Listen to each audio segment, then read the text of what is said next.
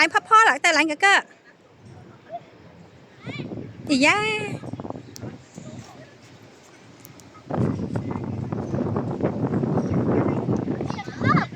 tên này cho lạnh nhỉ đấy nhỉ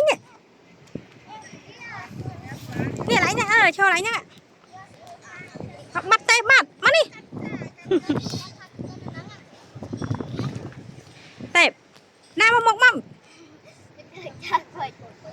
mông mày khinh mốc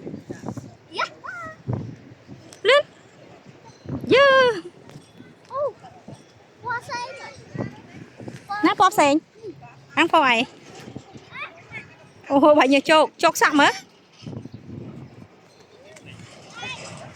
ô bọn đi thoát á đây này bà chanh mau đi mỏng